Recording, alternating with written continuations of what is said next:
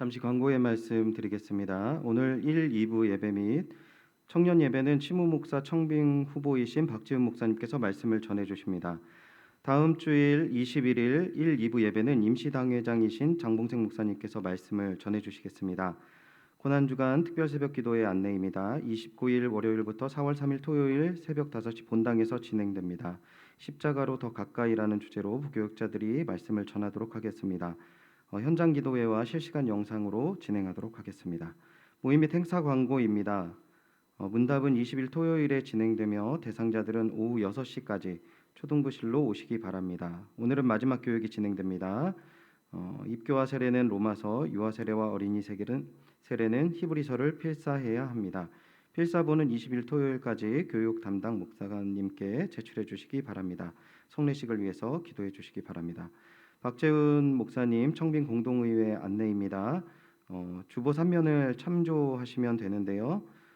청빙 공동의회가 3월 20일 주일 오전 1부 예배 후부터 오후 1시까지 진행이 됩니다. 로뎀 쉼터 및 개인별 처소에서 진행이 되는데요. 박재훈 목사님 청빙에 대한 찬성과 반대 의견 수렴 투표입니다. 방법은 휴대전화를 통해서 전자투표 시스템으로 진행합니다. 헌법 정치에 의거해서 투표하며 투표 인원의 3분의 2 이상이 표를 얻어야 가결이 되는 것입니다. 간략히 절차에 대해서 말씀드리면 화면의 안내대로 순차적으로 응답하시면 됩니다. 본인 휴대전화번호에 전송된 문자를 접속하시고 본인을 확인하신 이후에 박재훈 목사님 소개 내용을 검토하신 이후에 투표를 하시면 되겠습니다. 무흠 입교인 이상은 참석 및 투표 권리가 있습니다. 연희교회에 등록된 세례교인으로 투표일 현재 6개월 이상 출석하고 있으며 투표 시간 및 절차에 참여한 교인만 투표할 수가 있습니다. 개표 및 공표는 오후 1시 마감 후에 본당에서 개표 결과 확인 및 공표를 하도록 하겠습니다. 전자투표에 참여가 어려우신 성도님은 오후 1시 이전까지 교회에 오셔서 투표를 참여해 주시면 되겠습니다. 투표에 관련해서 모든 문의사항은 교회로 연락해 주시면 신속하게 조치해 드리도록 하겠습니다. 이 공동의회는 오늘이 아니라 3월 21일 주일 오전 1부 예배부터 오후 1시까지 진행되는 것을 다시 한번 말씀드리도록 하겠습니다. 서울로의 남전도회 연합회 제42회 총회 결과입니다. 감사의 정군 장로님, 부총무의 김병준, 최현철 집사님께서 수고해 주시겠습니다. 소식 및 교우 동정입니다. 노경훈 장현심 집사님 뚜레주로 카페 건대점 개업하셨습니다. 전교인 천독 성경 읽기 마라톤 628번 이성채 장로님 해주셨습니다. 감사합니다. 이상입니다. 다 같이 자리에서 일어나셔서 송영에 맞춰 묵도하심으로 주일 예배를 하나님께 드리시겠습니다.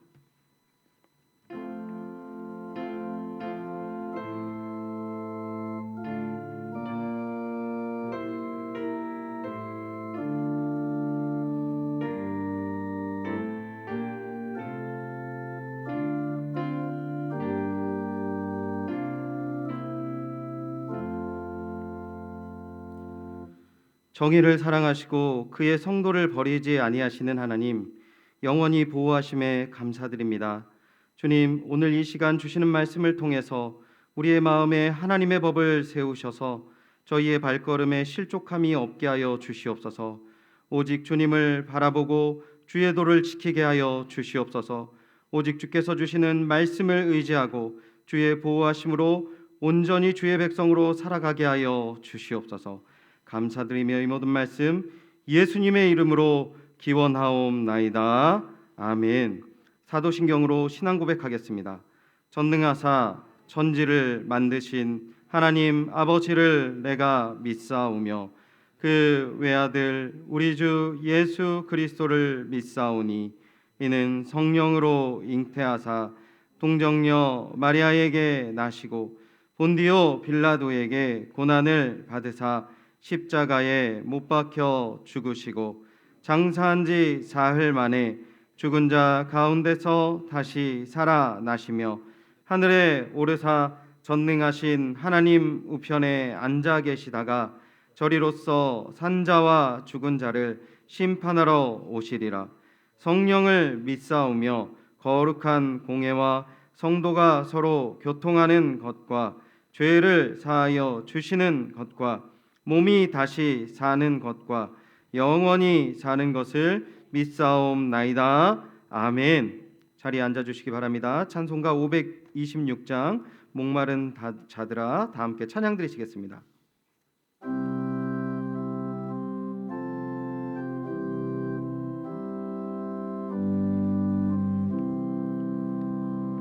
목마른 자들아, 다 이리 오라. 이곳에 좋은 샘 흐르도다. 힘쓰고 애씀이 없을지라도 이 샘에 오면 다 마시겠네. 이 샘에 손님을 강같이 흘러 온 천하만국에 다 통하네. 인분하 귀천에 은별이 없이 다 와서 쉬고 또 마시겠네. 생명수 샘물을 마신 자마다 목 다시 마르지 아니하고 속에서 솟아나 생수가 되어 영원히 솟아 늘 풍성하리. 이 샘의 이름은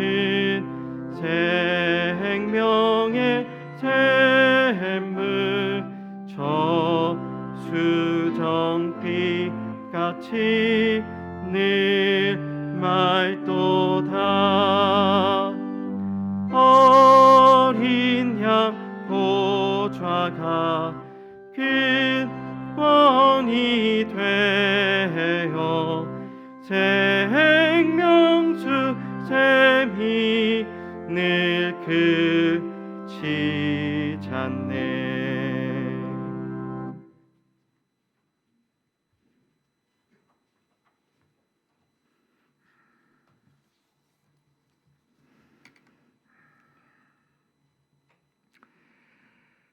너는 내게 부르짖으라. 내가 내게 응답하겠고 내가 알지 못하는 크고 비밀한 일을 내게 보이리라. 항상 최선의 결과를 안겨주시기 위하여 역사하시는 하나님, 만물을 자라나게 하시는 주님, 이 계절의 모든 나무들이 자라나듯이 믿음의 삶도 자라나게 하여 주시기를 원합니다. 능력과 권능으로 주님의 사역을 감당하는 믿음의 자녀들이 되게 하여 주옵소서. 이 시간 모든 성도들의 마음의 문이 활짝 열리게 하시사 주님의 능력으로 체험을 받게 하여 주시옵소서. 예배의 시작부터 끝까지 오직 성령 충만함으로 신령과 진정으로 예배를 드려 하나님의 영광을 드러나게 하여 주시옵소서. 지난 주일에도 저희들에게 생명의 양식을 풍족히 또 내려주시고 먹고 은혜를 받았지만 다시금 세상 속에서 이 모양 저 모양으로 살면서 여러 가지 죄를 범한 저희들 다시금 예수 그리스도의 보혈을 의지합니다. 저희들을 용서하시고 하늘 은총을 내려 주시옵소서. 지난 주일은 교회 설립 75주년 기념 예배로 드렸습니다.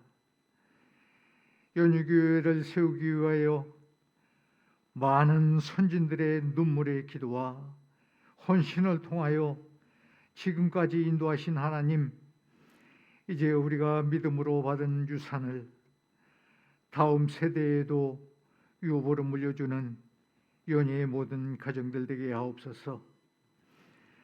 담임 목사 1년 4개월 동안 부재 중에 있었지만 교회를 지켜주심을 더욱더 감사를 드립니다.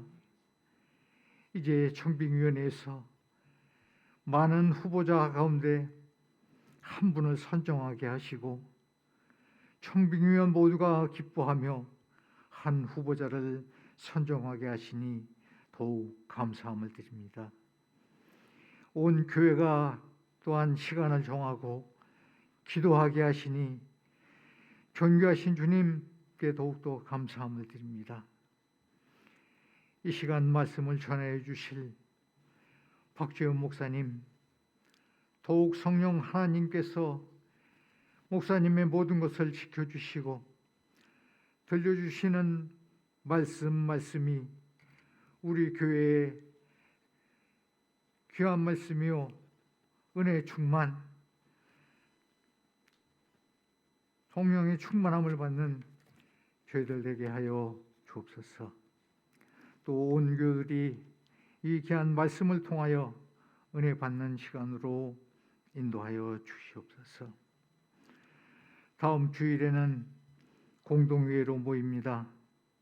세례교인 모두가 참여하여 심우 목사님 모시는 큰일의 투표에 권리에 임하는 우리 모두가 되게 하옵소서.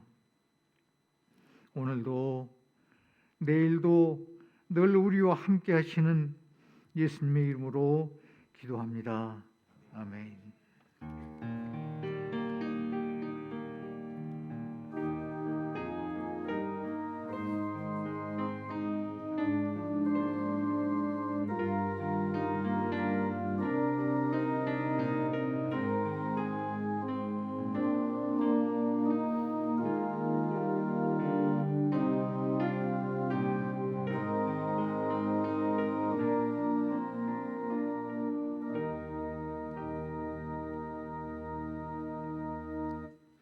오늘 우리에게 주시는 은혜의 말씀입니다. 다 함께 겸허한 마음으로 하나님의 말씀을 받겠습니다. 하나님의 말씀은 마태복음 11장 28절에서 30절까지의 말씀입니다. 신약 성경 18면에 있습니다.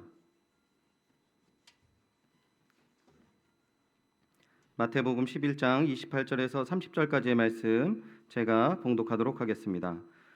수고하고 무거운 짐진 자들아 다 내게로 오라. 내가 너희를 쉬게 하리니 나는 마음이 온유하고 겸손하니 나의 멍에를 메고 내게 배우라. 그리하면 너희 마음이 쉼을 얻으리니 이는 내 멍에는 쉽고 내 짐은 가벼움이라 하시니라. 아멘.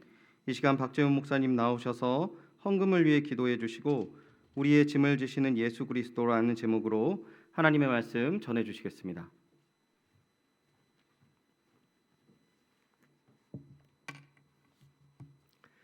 기도하겠습니다. 우리의 예배와 예물을 받으시기에 합당하신 하나님, 주의 복된 날 우리가 함께 모여 예배드림이 기쁨이 됩니다.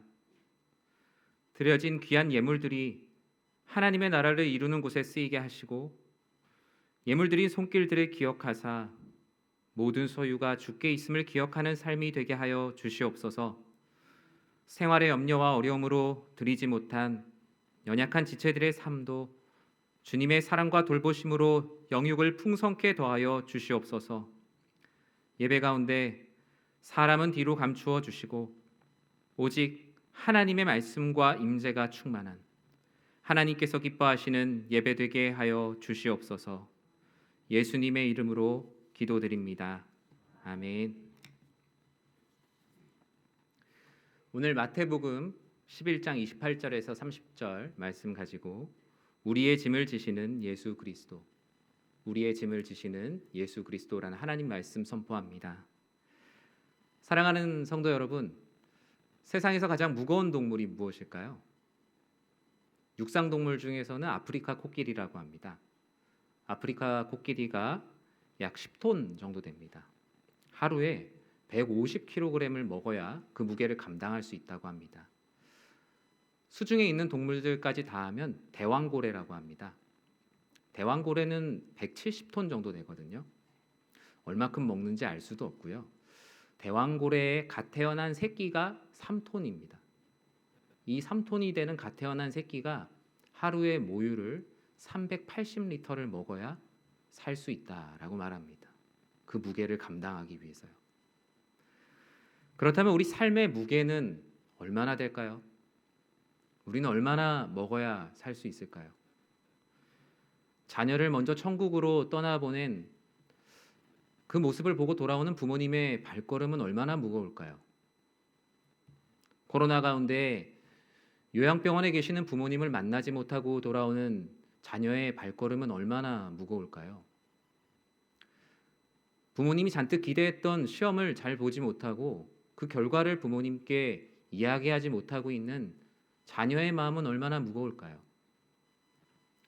코로나로 인해 매출이 떨어져서 다음 날을 걱정해야 하는 소상공인들의 마음은 얼마나 무거울까요?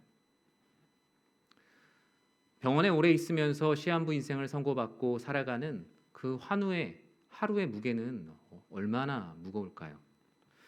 이런 삶의 무게들은 어떤 저울로도 측량을 할 수가 없습니다. 무엇으로 먹어도 채울 수 없는 거죠. 우린 유독 이런 말들을 뉴스를 통해서 자주 접합니다. 무거운 삶의 무게를 견디지 못하고 버거운 삶의 무게로 인하여 주로 안타까운 뉴스들의 앞에 붙는 말들이죠. 그만큼 모든 사람들에게 삶의 무게란 어떤 물리적인 무게보다 무겁습니다. 어떤 사람은 경제적인 짐이, 또 어떤 사람은 건강의 짐이, 또 어떤 사람은 자녀 문제의 짐이, 또 어떤 사람은 관계의 짐이, 또 어떤 성도님들은 심지어 신앙생활 안에서 이것이 하나의 종교적인 짐이 되어서 나를 너무 힘들게 한다. 참 안타까운 이야기들도 많이 들어왔습니다. 중요한 건 사람마다 짐의 모양은 다르지만 모두가 짐을 지고 있다라는 것은 동일합니다. 예수님도 그래서 우리들을 부르실 때 오늘 본문에서 어떻게 부르십니까? 수고하고 무거운 짐진 자들아. 그래서 이 땅에 사는 모든 사람들은 피곤합니다. 왜 피곤하죠? 저마다 짊어지고 있는 짐이 있기 때문이죠. 오늘 이 자리에 예배를 드리러 나오신 분들도 삶의 여러 가지 해결되지 않는 무거운 짐들, 또는 영적으로 해결되지 않는 문제들, 여러 가지 많은 짐을 지고 나오셨을 수도 있습니다.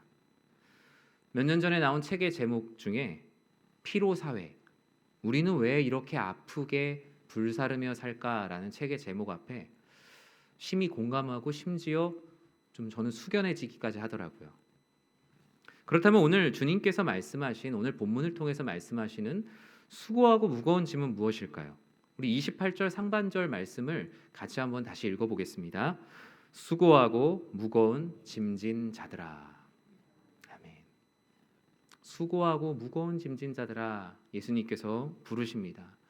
이 수고하다라는 말의 원어적인 의미를 찾아보면 이렇습니다. 육체적으로는 피곤하여 지친 상태, 그리고 마음으로는 낙담하거나 체념한 상태, 또는 두렵고 불안한 마음에 상당한 피로를 느끼는 상태를 바로 수고하다라는 단어를 쓰고 있습니다. 그런데 저는 이쯤에서 한 가지 의문이 들었어요. 하나님은 사랑의 하나님이시잖아요. 그런데 왜 이렇게 수고가 가득한 세상을 만드셨을까? 사람들은 자신의 수고의 짐이 느껴질 때 신을 원망합니다. 하나님을 믿지 않는 사람들도 하늘을 원망하죠. 근데 우리는 우리의 수고가 어디서 왔는지 성경을 통해서 알고 계시죠. 바로 아담과 하와의 선악과 불순종의 죄로 인하여서 우리는 원죄를 떠맡게 된 겁니다. 바로 그 불순종의 날, 그날 이후에 모든 것이 다가왔죠. 오늘 본문의 무거운 짐은 보이지 않지만 그 어떤 보이는 것보다 무거운 짐이 되었습니다. 오늘 본문의 이 무거운 짐은 이 수동태로 쓰여져 있어요. 누군가에 의해 지워진 짐입니다. 내가 지고 싶어서 지는 게 아니라 누군가에 의해 지워진 짐을 말하고 있습니다. 우리는 원죄의 역사로 인해서 이렇게 어떤 것으로도 감당할 수 없는 삶의 무게를 감당하게 되었어요. 우리가 지치고 피곤하고 불안과 낙심의 상태에 빠져 있는 모든 것, 이것이 바로 그 불순종의 날, 그날 이후였습니다. 성경은 세상에 그 어떤 것이 무겁다 해도 이 짐이 가장 무겁다라고 말합니다. 먹고 살기 힘든 세상의 짐도 무겁고요. 앞서 얘기한 동물들도 무겁지만 정말 무거운 짐은 부자든 가난한 사람이든 건강한 사람이든 아픈 사람이든 어린아이든 어르신이든 모두가 인간으로서 감당해야 할 이 죄의 짐과 율법의 짐입니다. 먼저 이 수고하고 무거운 짐, 그 첫 번째 짐은 바로 죄의 짐이라고 성경은 말하고 있습니다. 왜 모든 짐 중에 죄의 짐이 가장 무거울까요? 두 가지 이유가 있습니다. 첫 번째는 스스로 해결하거나 내려놓을 수가 없습니다. 자기 자신의 죄를 스스로 사할 수가 없기 때문이에요. 두 번째는 뭡니까? 이 죄의 짐은 그냥 지고 있다고 해결되는 게 아닙니다. 내가 힘이 세서 버틸 수 있다고 버텨지는 게 아니라 이것을 계속 지고 있으면 어떻게 됩니까? 죄의 삭신, 사망에 이르게 됩니다. 그러기에 계속 메고 있을 수도 없는 것이 바로 이 죄의 짐이죠. 우리가 이 세상을 살면서 겪고 있는 모든 것들이 바로 이런 수고하고 무거운 짐입니다. 또한 이 죄로 말미암아 우리는 하나님의 영광에 이르지 못하게 되었다고 성경은 말하고 있죠. 우리가 이 세상에 태어나면서 눈, 코, 입만 달고 나온 것이 아니라 바로 이 수고하고 무거운 짐도 함께 지고 태어난 거예요. 그래서 어떤 분들은 그렇게 얘기합니다. 아기가 태어나면서 우는 이유가 무엇이냐? 자기가 평생에 수고해야 될, 자기가 평생에 짊어져야 될 짐 때문에 억울해서 우는 것이다 라고 말하는 분들도 있으시더라고요. 하나님께서는 수고하고 무거운 짐 그 두 번째는 바로 율법의 짐이라고 말합니다. 오늘 본문에서 특정하고 있는 짐이죠. 오늘 본문에서 예수님께서 수고하고 무거운 짐진 자들아 다 내게로 오라 라고 얘기할 때 넓은 의미에서는 우리 인생의 모든 짐을 얘기하지만 좁은 의미에서는 율법을 짐지우려고 하는 종교 지도자들과 그 율법의 짐을 내려놓게 해주시려는 예수님과의 대결 구도가 오늘 본문에 담겨져 있습니다. 예수님 당시 유대 종교 지도자들, 서기관과 바리새인들은 무거운 짐을 묶어서 사람의 어깨에 지우고 그것을 경건이라고 말했어요. 마태복음 23장 4절에서는 이렇게 말하고 있습니다. 또 무거운 짐을 묶어 사람의 어깨에 지으되 자기는 이것을 한 손가락으로도 움직이려 하지 않아요. 한 손가락으로도 움직이려 하지 아니하며라고 말하고 있습니다. 겉과 속이 다르죠. 어쩌면 이 사복음서에 있는 내용들과 신약성경의 많은 이야기들은요, 율법을 짐지우려는 자들과 그 율법의 짐으로 고통받는 이들을 해방시켜 주시려는 주님과의 이 말씀의 충돌이 신약성경 전반적으로 일어나고 있습니다. 당시 유대 종교 지도자들은 성경에도 없는 잡다한 규정을 만들어서 그것이 경건이고 그것을 통해 구원에 이르게 된다라고 사람들을 가르쳤습니다. 그래서 그들은 무엇 하지 말라라는 248개의 법을 만들었고요. 무엇을 꼭 해야 된다라고 얘기하는 365개의 법, 총 613개의 법을 만들어 지키게 했어요. 하나의 계명도 지키기 힘든데 이 613개를 지키려고 하니 어느 누가 마음이 안 눌릴 수가 있었겠습니까? 근데 여러분 잘 알고 계시죠? 하나님 말씀이 우리를 얽매이게 하는 겁니까? 아닙니다. 하나님 말씀은 우리를 얽매인 것으로부터 자유케 하시는 능력이 있어요. 그래서 예수님께서 무엇이라 말씀하셨습니까? 진리를 알지니 진리가 너희를 어떻게 한다고요? 자유케 하리라 라고 선포하셨어요. 하나님을 사랑하고 내 이웃을 내 몸과 같이 사랑하는 것으로 족하다라고 가장 큰 두 개의 계명을 정리하셨습니다. 그래서 모든 성도들은, 모든 그리스도인들은 하나님을 사랑하고 내 이웃을 내 몸과 같이 사랑하라라는 이 두 가지 큰 맥락 안에서 모든 신앙생활을 해나가야 하는 것이죠. 그런데 서기관과 바리새인들은 스스로도 지킬 수 없는 규정들을 만들어서 지키라고 했으니 얼마나 사람들이 지치고 힘들었겠습니까? 중세의 부패한 가톨릭 시대 때는 바로 이런 종교적인 짐을 지우는 것을 하나의 교리로 만들어 놨었어요. 그래서 대부분의 사람들은요, 미사를 많이 드리면 드릴수록 내 안에 구원의 확신이 있다라고 생각을 했어요. 그래서 제일 먼저 드리는 데 가서 또 미사를 드리고 그 다음 성당에 가서 또 미사를 드리고 이런 종교적인 수고를 다해야 평안을 누린다고 생각하고 잠을 청할 수가 있었다라고 이야기합니다. 종교개혁으로 알려져 있는 교회개혁. 교회개혁이 무엇입니까? 바로 이런 종교적인 수고를 내려놓고 즉 종교적 수고를 다해야 구원에 이른다라는 것을 타파하고 오직 믿음으로 의롭게 된다라는 것을 천명한 것이죠. 성경의 본질을 바로 외치게 된 겁니다. 사랑하는 연희의 성도 여러분, 오늘날 우리들에게 너무나 많은 수고의 짐이 있습니다. 게다가 신앙생활의 영역 안에서도 복음 안에서의 자유를 누리기보다 그런 평안과 안식을 누리기보다 무엇을 해야 한다, 무엇을 하지 말아야 된다라는 것에 너무 매이다 보니 정작 중요한 하나님을 사랑하고 내 이웃을 내 몸과 같이 사랑하라는 것에 집중하기 어려울 정도로 많은 율법에 매여 있는 모습들도 우리는 많이 보게 됩니다. 그러나 성경은 분명히 사실을 적시하고 있습니다.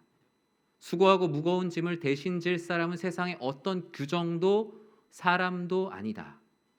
대신 지실 수 있는 분은 오직 한 분이신데 바로 우리의 짐을 지시는 우리의 길이요 진리요 생명 되시는 그리스도 예수 한 분뿐이시라는 사실을 정확히 말씀하고 있어요.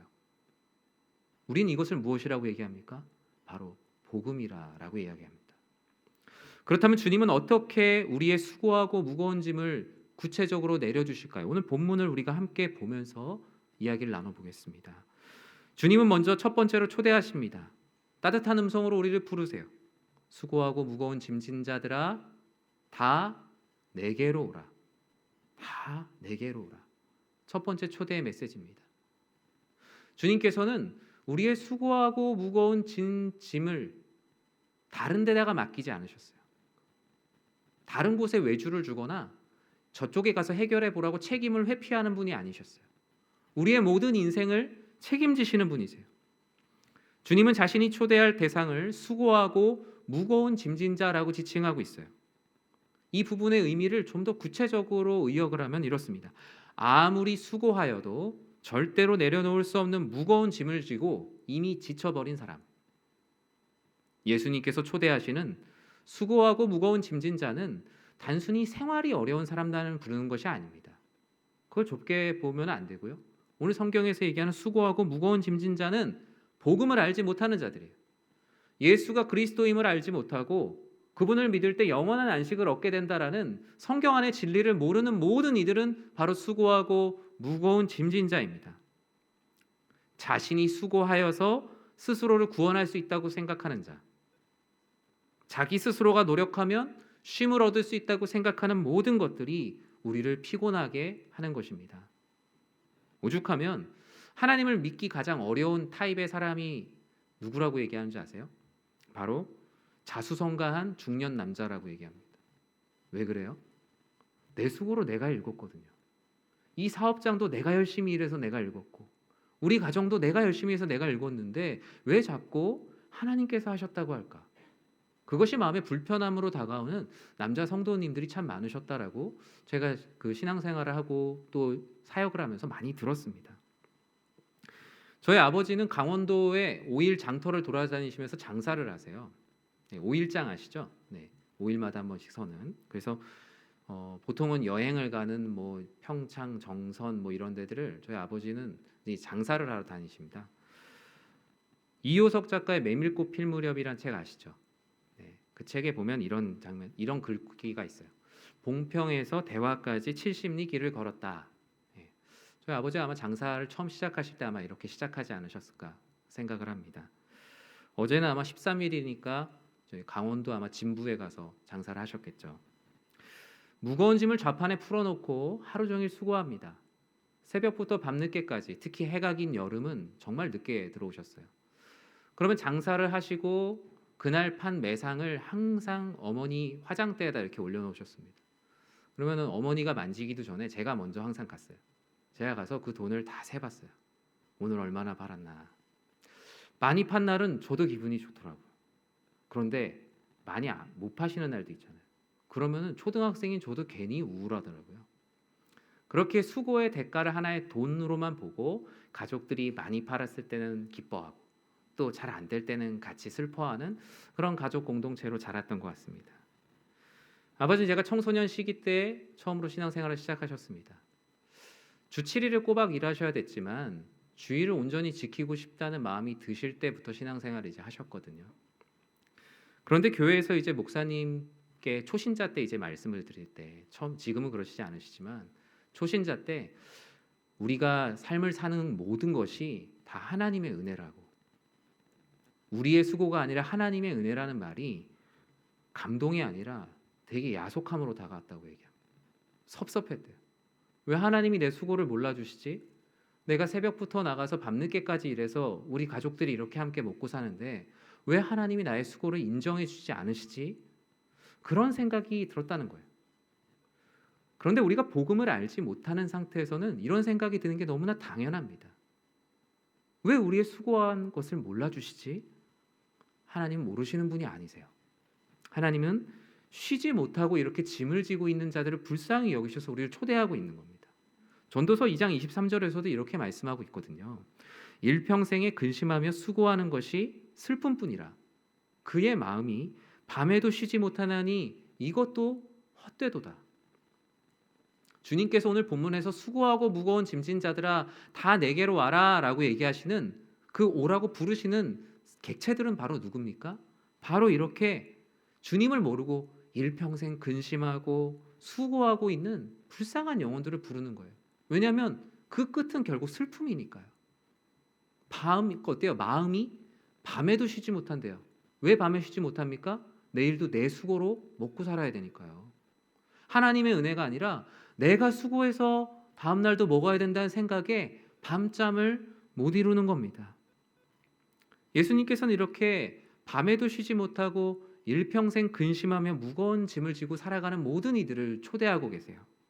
대신 그 짐을 지어주고 싶으신 거예요. 주님은 이렇게 방전되고 고갈된 인생들에게 말씀하세요. 다 내게로 와라. 다른 데 가지 말고 다 내게로 오라라고 말씀하세요. 이렇게 주님의 초대는 이 마태복음 11장 28절에서 30절에만 있는 것이 아니라 성경은요 곳곳에서 우리를 부르고 있어요. 이사야 55장 1절에서는 어떻게 부릅니까? 너희 목마른 자들아 물로 나오라. 돈 없는 자도 오라. 너희는 와서 사 먹되 돈 없이 값없이 와서 포도주와 젖을 사라. 이 초대는 모든 이들에게 열려 있어요. 다른 곳에서 지쳐 힘들어하지 말고 생명수 샘 되시는 주님께 값없이 나오라는 초대입니다. 저는 이 시점에서 한 가지를 주목하지 않을 수가 없게 되었어요. 주님은 짐을 내려놓으라고 말씀하시지 않으시고 짐을 진 채로 그대로 내게로 오라라고 하세요. 너가 내려놓고 나에게 오라는 게 아니라 뭐 포기할 수 없는 것들 포기하고 오라는 것이 아니라 포기할 수 없는 것들까지도 다 가지고 일단 오라고 하십니다. 군훈련소에서 처음으로 그 군용 배낭을 맸었습니다. 그 군장이 이게 무거운 책가방 이런 거랑 무게가 아예 다르더라고요. 맸는데 일어나지지가 않더라고요. 누가 위에 앉아 있는 줄 알았어요. 간신히 일어났습니다. 그래서 밤새도록 야간에 행군을 했어요. 그리고 나서 내무반에 들어와서 그 무거운 배낭을 벗으려고 하는데 옆에 있는 조교가 그것을 혼자 벗지 못하게 하더라고요. 왜 그럴까요? 너무 무거운 짐은요 스스로 내려놓을 수가 없어요. 우리 무거운 거 내려줄 때 옆에서 잡아줘야 되죠. 이 수고하고 무거운 짐은 오직 그리스도 예수만이 내려놓게 해주실 수 있어요. 주님은 그런 우리에게 스스로 내려놓으라고 말씀하시지 않으시고 일단 내게로 와라.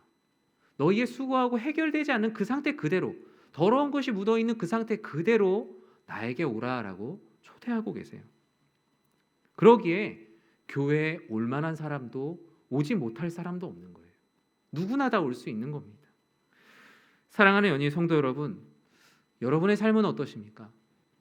전 여러분들의 삶에서 해결되지 않는 짐을 그대로 다 짊어지고 예배당으로 주님께로 나오는 모든 성도님들이 되기를 주님의 이름으로 축복합니다.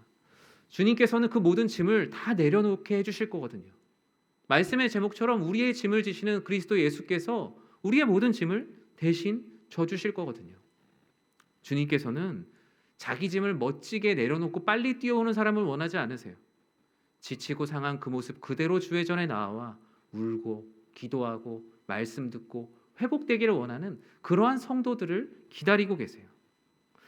아주 오래된 찬양인데 예수께 가면이라는 찬양의 가사가 오늘 본문에서 주님이 우리를 부르시는 초대를 아주 잘 표현하고 있어요. 제가 한번 이 가사를 한번 읽어드리도록 하겠습니다.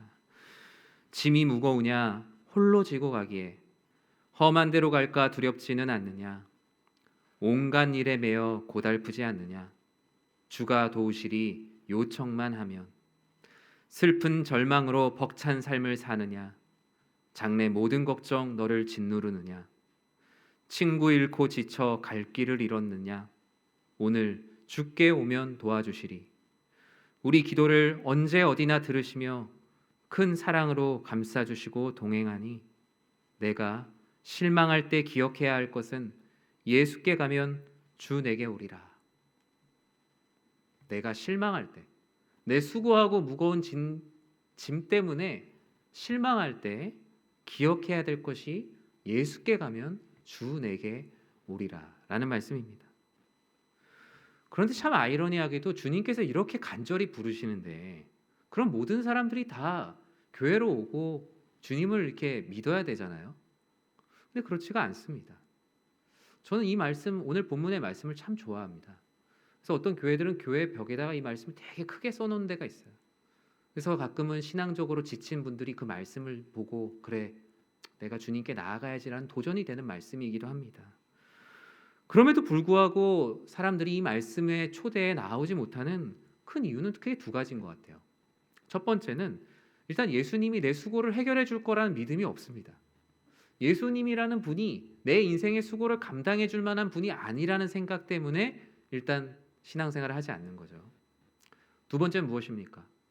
신앙생활을 하지만 예수님께서 짊어지셔야 되는 부분이 있고 생활의 건 내가 할 수 있다라고 생각하는 반의 마음을 가지고 계신 분들도 있다는 거죠.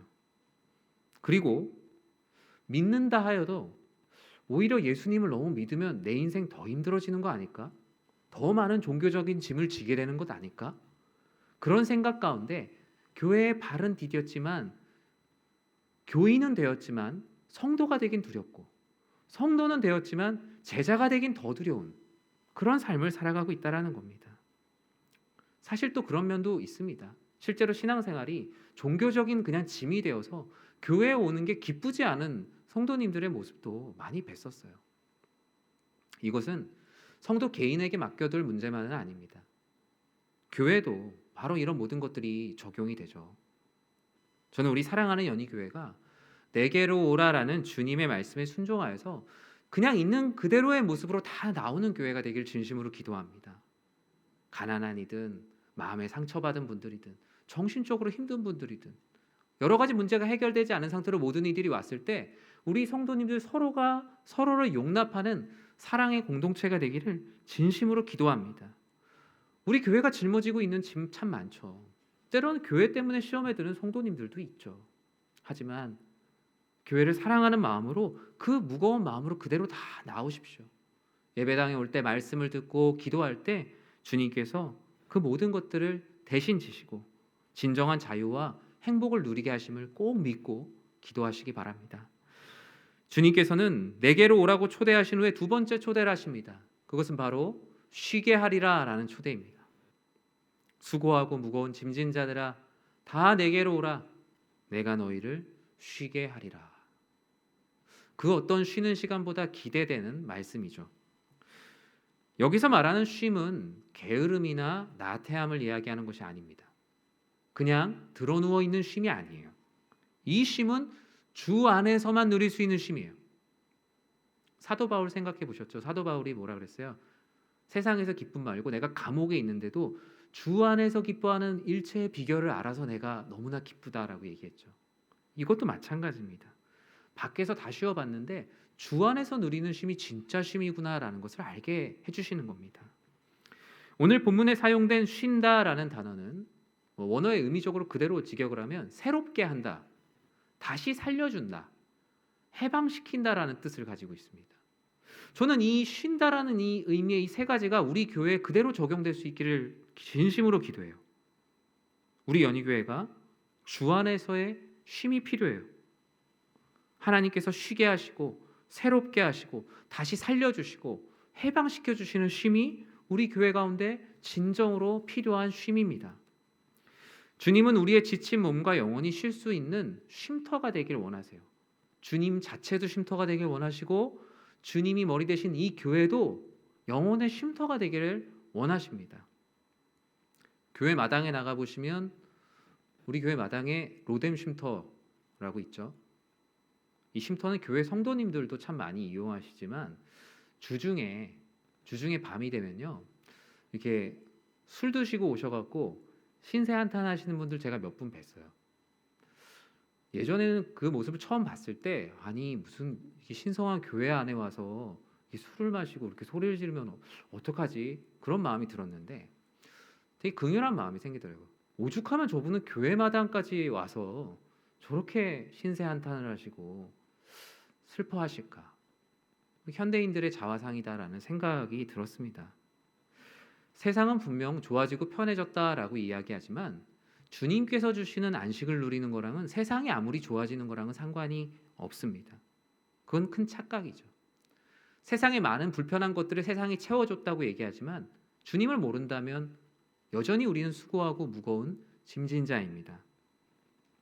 우리의 짐을 지시는 주님 앞에 나오지 않으면 우리는 주 안에서 쉴 수 있는 그 쉼을 알지도 못하고 누리지도 못하게 되는 거예요. 주님은 고통을 잊기 위한 술 한 잔으로 또는 대상이 없는 신세 한탄으로 우리가 쉼을 얻을 수 없다고 성경 곳곳에서 말씀하고 있기 때문입니다. 지친 엘리야를 생각해 봤습니다.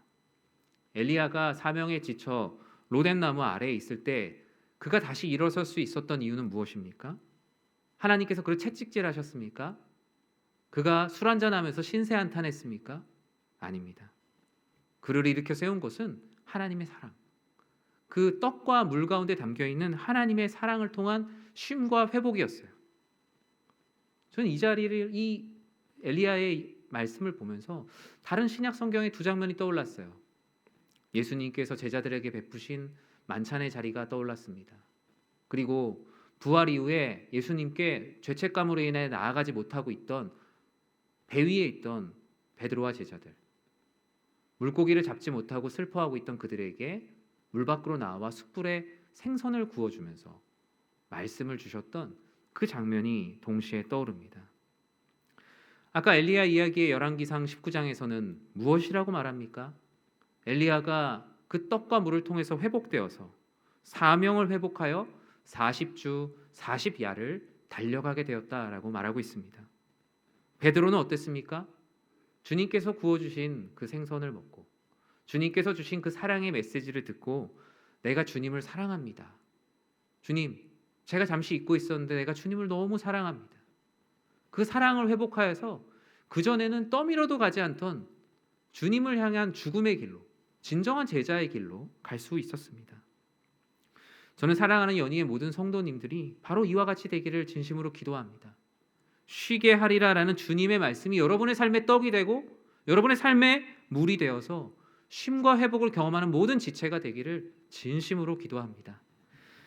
주님께서는 내게로 와서 쉬라고 말씀하시고 이제 내게 배우라라고 초대하십니다.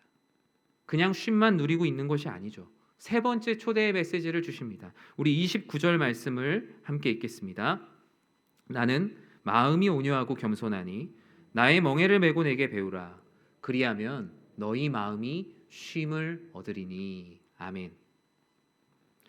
교회는 짐을 내려놓기만 하는 곳이 아닙니다. 교회는 내 그냥 마음의 평안만 얻고 돌아가는 곳이 아니에요. 교회는 내가 진정으로 수고하고 무거운 짐을 내려놓았다면 그 짐을 대신 지신 그리스도께 감사하며 그분을 배우고 싶지 않을까요? 이분께서 세상에 그 어떤 이도 내려놓을 수 없는 그 짐을 내려놓게 하셨으면 우리 이분을 배우고 싶어지지 않을까요? 이분이 어떤 분이신지, 이분은 어떤 계획을 가지고 계신지, 이분은 어떤 일을 행하실지, 이분이 나의 삶에 어떤 일을 행하시고 우리 교회 가운데 우리의 삶에 어떤 일을 보여주실지 배우고 싶어져야 되지 않을까요? 여러분에게 그런 배움의 열정이 있으십니까? 주님께서는 하나님 나라에 무임승차자를 원하지 않으십니다. 복음과 진리를 통해 진정한 자유를 경험했다면 우리의 짐을 대신 지시는 예수 그리스도를 배워야 합니다. 그렇다면 주님을 배운다는 것은 무엇입니까? 주님을 믿는 것과 아는 일에 하나가 되어서 온전한 사람이 되는 것이라고 에베소서에서는 말씀하고 있습니다. 그리고 온전한 사람으로 끝나는 것이 아니라 그리스도의 장성한 분량이 충만한 데까지 끊임없이 이르라라고 성화의 길을 권면하고 있습니다. 예수님을 닮게 되고 더 성숙해지는 거죠. 그리고 예수님은 다른 데 가서 배우라고 말씀하지 않으셨어요. 내게 배우라라고 정확히 말씀하셨습니다. 그런데 사실 우리가 아무리 많은 지식을 갖고 있어도 나한테만 배우세요라고 얘기하는 그 사람의 당당함을 갖추기가 어렵죠. 근데 예수님께서 말씀하십니다. 내게 배워라. 왜 예수님께서 이렇게 장담을 하십니까? 예수님은 바로 하나님이시며 하나님의 아들이시잖아요.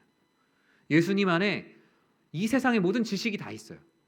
예수님 안에 있으면 그분께 배우면 완전한 배움을 우리가 경험할 수 있어요. 예수님은 다른 데 가서 배우라고 하실 필요가 없는 분이신 거예요. 우리도 다른 데 가서 배울 필요가 없는 거예요. 오직 주의 말씀이 기록된 주님께서 만드신 이 교회 안에서 또 주의 말씀 안에서 신앙 안에서 우리 인생의 모든 문제들을 해결할 답을 배울 수 있습니다. 요한복음 21장의 장면을 한번 떠올려 보십시오. 베드로와 제자들이 빈 그물이었잖아요. 예수님을 떠나서 물고기 잡았는데 하나도 못 잡았어요.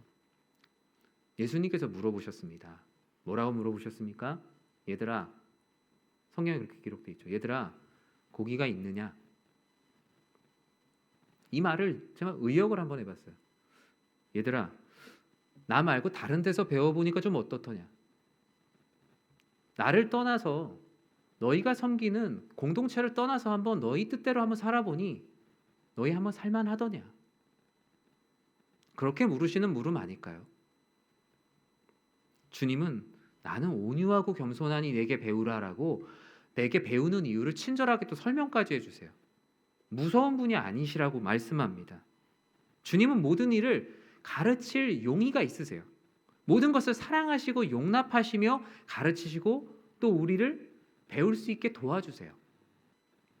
주님은 교만한 자리에 앉아 죄를 용서할 능력도 없으면서 정죄의 화살만 쏘며 왕노릇하는 당시의 유대의 종교 지도자들과 다른 사랑의 하나님이세요. 그럼 우리 누구에게 배워야겠습니까? 주님을 배워야 합니다. 내게 배우라는 주님의 초대에 응답해야 돼요. 여러분, 교회가 무엇입니까? 바로 이렇게 주님의 부르심을 영접하고 주님을 배우는 영적인 배움의 전당이에요. 주님께서 그래서 이렇게 말씀하시잖아요. 나는 너희의 죄를 파헤치려고 하는 것이 아니다. 너희를 창피를 주려는 것도 아니다. 너의 죄를 용서하려는 온유와 겸손을 내가 지니고 있다. 오직 나만이 너희의 이해되지 않는 삶을 설명해 줄 수 있고 너의 짐을 대신 지고 쉼을 줄 수 있으니 나를 배워라. 여러분, 이렇게 간절히 배우라고 말씀하시면 우리 배워야 하지 않겠습니까? 주님의 말씀을 더 깊이 묵상해야 되지 않겠습니까? 사랑하는 연희의 성도 여러분, 우리 말씀 속에서 더 많이 주님을 배우길 축원합니다. 성도님들과의 관계에서도 주님을 배우시고요. 그리고 깊은 기도 속에서도 주님을 배우세요. 그리고 배워도 끝이 없지만 끝이 없는 배움에 감격하시는 우리 연희의 모든 성도님들이 되시기를 주님의 이름으로 축원합니다. 마지막으로 주님께서 초대하십니다. 주님은 나의 멍에를 메라라고 초대하십니다. 우리 29절을 다시 한 번만 읽어보겠습니다. 나는 마음이 온유하고 겸손하니 나의 멍에를 메고 내게 배우라. 그리하면 너희 마음이 쉼을 얻으리니. 아멘. 내게로 와라. 내게로 와서 쉬라. 내게 배우라 라고 말씀하셨어요. 다 너무 좋은 말씀이죠. 근데 네 번째 초대는 뭔가 초대를 잘못하신 것 같은 기분이 들어요. 멍에를 메라. 여러분, 멍에를 메고 싶은 사람이 누가 있습니까? 아까는 수고하고 무거운 짐을 대신 져주시겠다고 하시고 이제는 멍에를 메라고 하시니 사실 이거 너무 앞뒤가 안 맞는 말씀이 아닐까요? 멍에가 무엇입니까? 말이나 소가 쟁기를 끌 때 그 어깨에다 이렇게 해주는 굽은 막대잖아요. 근데 그걸 다시 메라고 합니다. 관용적인 표현으로는 쉽게 벗어날 수 없는 구속이나 억압 같은 걸 멍해라고 얘기하잖아요. 멍해에서 느껴지는 긍정적인 이미지가 없어요, 그 단어에는. 그런데 주님께서는 멍해를 매라고 말씀하세요. 쉼을 주시겠다고 하면서 심지어서.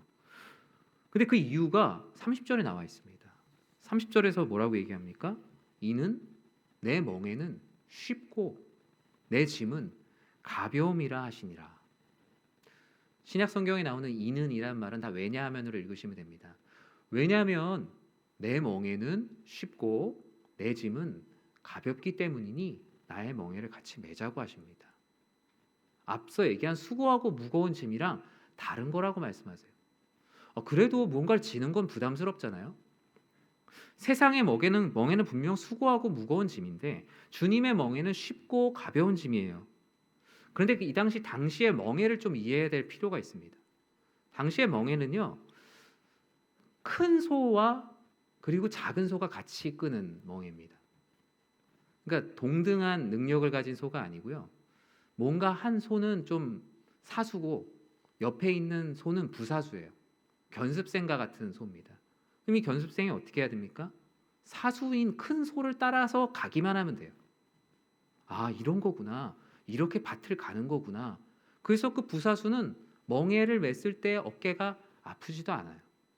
그런데 자기 마음대로 딴 데로 가려고 하면, 힘도 없는데 딴 데로만 가면 아프겠죠. 주님께서 말씀하시는 거예요. 자신의 멍에 아래로 초대하시는 거예요. 여기 한 자리가 비어 있다. 너가 나와 함께 멍에를 매자. 끄는 건 내가 다 끌 테니 넌 나와 함께 가자. 나와 동행하는 기쁨을 누리자라고, 그런 의미에서 초대하시는 거예요. 우리는 그 멍에를 무엇이라고 말합니까? 바로 그리스도의 십자가라고 말합니다. 바로 이 십자가로 부르시는 것이 초대하시는 거예요. 골고다까지 내가 십자가를 지었으니 너희는 나와 함께 가자. 이 십자가의 은혜와 십자가의 기쁨을 우리 함께 누리자. 주님은 이러한 멍에를 개인뿐만 아니라 공동체가 함께 지고 가기를 더 원하십니다. 사랑하는 연희 성도 여러분, 개인이 짊어져야 되는 짐도 있지만 공동체가 함께 짊어져야 되는 짐이 있습니다. 하나님 나라를 위해 짐을 지는 자가 바로 성도입니다. 교인에 머물러 계시지 마시고 하나님 나라를 위해 짐을 지는 성도가 되십시오. 그리고 그 짐을 지고 주님을 따라가는 제자가 되셔야 합니다.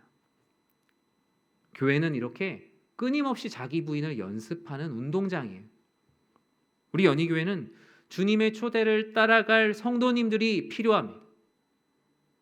그리고 수고하고 무거운 짐을 내려놓고 주님을 배우고 주님의 멍에를 메고 기쁨으로 따라갈 많은 제자들이 필요합니다. 그런데 우리 교회를 비롯해서 한국 교회들이 정말 많이 어려워요. 코로나로 인해 더 어려워졌어요. 교회를 향한 신뢰도도 더 땅에 떨어졌어요. 여러 가지 이유로 교회를 떠난 분들, 또는 나는 예수는 믿지만 교회는 가지 않겠다라고 선언하는 수많은 가난한 성도들, 신앙생활의 회의를 느끼고 냉담자가 되신 분들, 또는 교회 안의 교우들의 관계로 마음의 상처가 깊어진 분들, 우리 교회는 미래도 현재도 없다라고 생각하며 낙심하고 마음이 힘들어하시는 모든 성도님들, 하지만 개인의 경건을 끝까지 지키며 교회의 회복을 위해 기도하시는 많은 성도님들이 있었기에, 우리가 모양은 다르지만 이렇게 주님의 멍에를 끝까지 메고 있기에 저는 우리 교회가 지금까지 왔다고 생각합니다. 여러분들 모두 주님께서 보시기에 착하고 충성된 종이십니다. 이 멍에 끊임없이 우리가 지고 간다면 우린 더 고통스러울 거예요. 우리 교회를 어떻게 하면 더 하나님의 은혜 가운데 기쁜 교회가 되게 할까? 몇몇 중직자가 감당하기엔 너무나 힘든 일이죠. 그러나 오늘 말씀의 제목처럼 하나님 앞에 철저하게 엎드려서 우리의 짐을 지시는 예수 그리스도께 우리의 교회와 우리의 인생과 우리의 모든 문제를 맡기면 어떻게 될까요? 우리는 보다 더 신실한 마음으로 주님을 섬기고 더 사랑하고 더 용납하며 나아갈 때 하나님께서 사랑하는 우리 교회에, 사랑하고 하나님께서 정말 마음에 품고 있는 우리 교회에 쉼과 평안을 꼭 주실 거예요. 저는 그렇게 기도합니다. 다시 소생케 하실 것이고 말씀과 기도로 흥왕하고 세상이 줄 수 없는 평안이 막 가득해서 넘쳐나는 그런 교회, 그런 소망의 공동체가 되기를 주님의 이름으로 축원합니다. 여러분 꼭 그렇게 기대하고 기도하세요. 기도하면서도 기대 없이 기도하지 마시고 정말 기대하면서 기도할 때 하나님께서 이 교회를 정말 가장 힘든 때에 들어 쓰심을 꼭 믿으시기 바랍니다. 말씀을 맺습니다. 수고하고 무거운 짐을 진 모든 성도님들, 우리의 짐을 지시는 예수 그리스도, 그분 앞에, 그분의 말씀 앞에, 그분께 예배드리는 자리에 더 열심히 나아오십시오.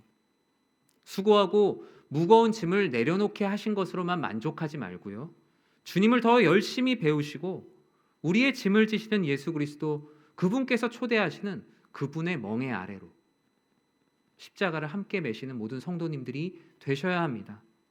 왜 그래요? 하나님께서 여러분들을 고생시키려고 그러시는 게 아니에요. 오직 그 십자가가 우리들에게 생명을 주기 때문에, 그 십자가가 우리를 살아나게 하기 때문입니다.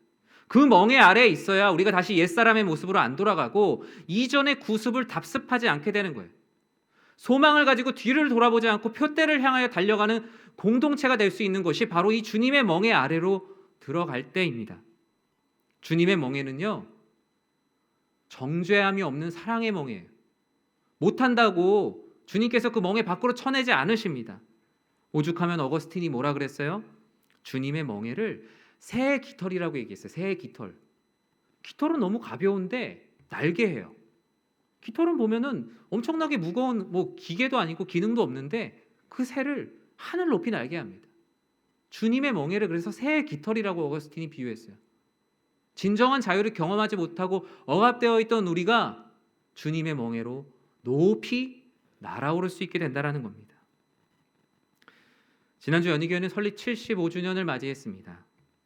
주님의 피값으로 세워진 교회는 75년 동안 나날이 성장해왔고 하나님께 영광 올려드렸습니다. 기쁘고 슬플 때 또는 힘들고 어려울 때 모든 순간순간 우리는 연희교회라는 이름으로 서로를 위로하고 격려하며 지금까지 왔습니다. 여러분 너무 수고 많으셨습니다. 교회를 사랑하는 마음으로 현재의 자리를 지키시고 때로는 마음이 시험에 들 때에도 기도의 자리에 나와서 하나님께 토로하는 모든 성도님들과 하나님의 은혜가 있었기에 지금까지 달려왔습니다. 이제 우리가 마음을 하나로 더 모아야 될 때입니다.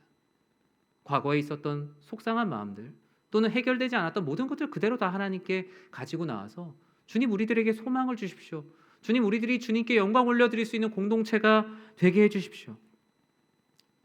우리의 수고에 힘을 빼고 주님의 수고, 하나님의 수고의 일하심을 더욱더 기대하기를 소망합니다. 오늘 밤 잠이 들 때 저는 이렇게 기도했으면 좋겠습니다.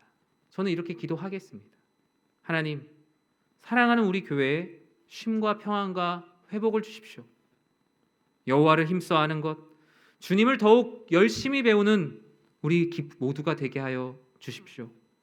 십자가의 멍에를 함께 짊어질 수 있는 용기와 힘을 주십시오.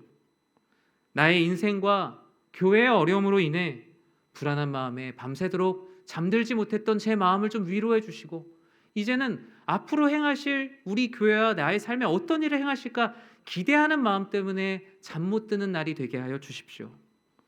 오늘의 어려움은 오늘로 족하게 하시고 내일을 인도하시는 주님을 의지하여 살아가게 하여 주십시오. 우리의 고단한 영혼을 위로하여 주십시오. 이 시간 우리의 짐을 지시는 예수 그리스도께서 우리 교회에게 이렇게 말씀합니다. 수고하고 무거운 짐을 진 연희교회야, 나에게 와라. 내가 너희를 쉬게 하겠다. 너희는 와서 이제 그 짐을 내려놓고 나를 더 배워라. 나의 멍에 그리고 그 십자가를 지고 우리 함께 가자. 지금까지 잘 왔지 않냐? 앞으로도 우리 더 하나님께서 일하실 것을 기대하며 우리 함께 가자. 주님께서 그 기도를 꼭 들으십니다. 주의 말씀으로 회복되고 흥왕할 연희교회를 기대하며 무너진 마음의 재단이 수축될 것을 소망하며 기대하며 기도하는 모든 연희의 성도님들이 되시기를 주님의 이름으로 축원합니다. 다 같이 일어나셔서 우리 찬송가 272장 고통의 멍에 벗으려고 함께 찬양드리겠습니다.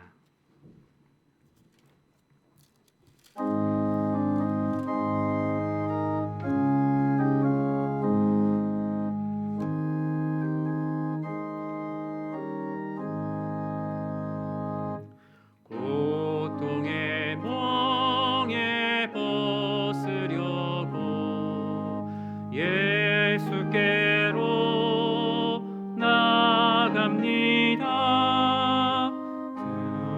긍휼과 기쁨 베푸시는 주께로 갑니다. 병든 내 몸이 튼튼하고 빈궁한 삶이 부해지며 죄악을 벗어버리려고 주께로 갑니다. 낭패와 실망 당한 뒤에 예수께로 나갑니다. 십자가 은혜 받으려고 주께로 갑니다. 슬프던 마음 위로받고 이 생의 풍파 잔잔하며 영광의 찬송 부르려고 주께로 갑니다. 교만한 마음을 내버리고 예수께로 나갑니다. 복되신 말씀 따르려고 주께로 갑니다. 실망하리 몸이 물었고 예수의 크신 사랑 받아 하늘의 기쁨 맛보려고 주께로 갑니다. 죽음의 길을 벗어나서 예수께로 나갑니다. 영원한 집을 바라보고 주께로 갑니다. 멸망의 포구에 나와 평화의 나라 다다라서 영광의 주를 배우려고 주께로